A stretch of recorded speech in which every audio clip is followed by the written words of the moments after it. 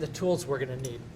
A few hex wrenches, 3, an open end wrench, and a couple of screwdrivers. Maybe a Phillips head, maybe a flat head, depending on how your sissy bar is attached. I'm going to start out by taking off, just by loosening the pad, in fact. And keep in mind that your sissy bar may look like this one, it may not. This is a tall one, keeping in mind that the taller the sissy bar, the more support your passenger is going to have. This is 1/2 inch square uprights on here, and it has a little plate. Your sissy bar might be shorter like this one and have a full plate in it, or it might be completely open like this sissy bar is. So we're going to start out by putting on the clamp caps. And the clamps are what actually hold the love handles onto the sissy bar.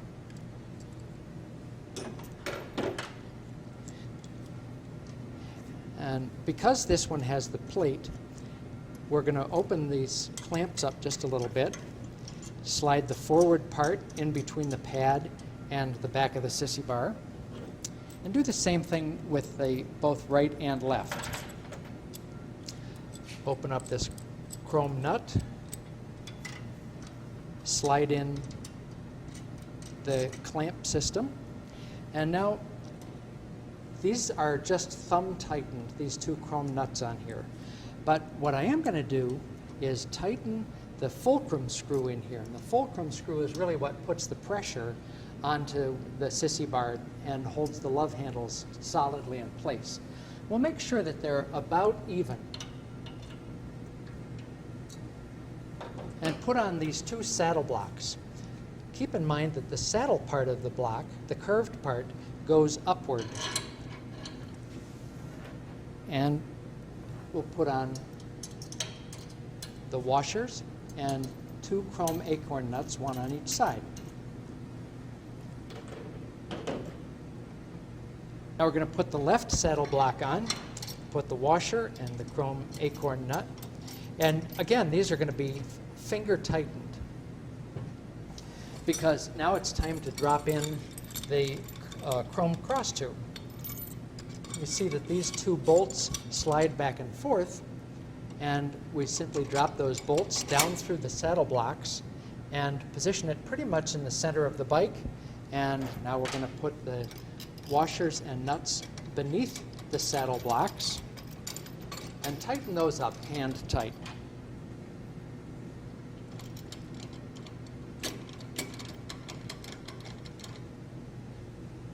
That's pretty much that. Now we're going to add the 2 pivot carriers. One is marked with an L and the other is marked with an R, so you can be sure that they're going on the right end. And tighten up just one of the set screws a little bit. Doesn't have to be real tight, because we're just checking them for fit right now. Keep in mind that the slot in the pivot carrier faces forward. All right, those are tightened a little bit. We'll put on the right armrest, put on the left armrest, and I'm going to just walk over here and make sure that they're parallel, and you can adjust them up and down because only one of those set screws is very tight. All right, now we're going to take the armrests off and tighten the other set screw very tight. So all 4 of these set screws are really clamped in there. They actually have a point on the end of them, and that point digs into the cross tube to keep them really solid. And then there's also a clamping screw underneath.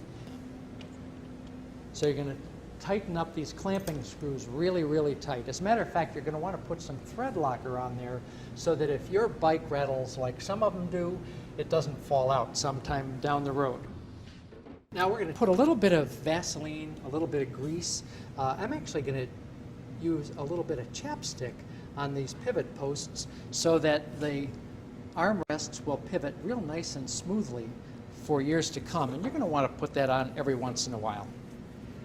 We'll replace the armrests.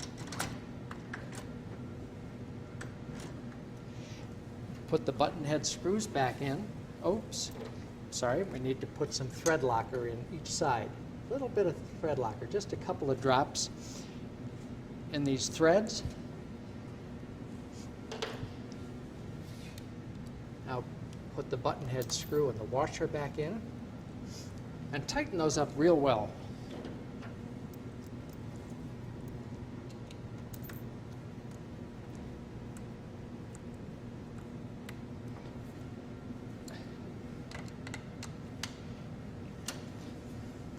Now, these armrests have clicked into position in the front position, and they're pretty tight, but keep in mind that if you need to tighten them up a little bit more, there's an adjustment underneath, and you simply turn that ball detent system to the right. Turn that with a flathead screwdriver a little bit, and that'll make them a little bit tighter. All right, now that everything is tight on the cross tube, we'll come back and tighten up these two nuts and these two nuts. And if your bike rattles a lot, you're going to want to put some thread locker on these as well. And now everything is good and solid, and you are ready to ride.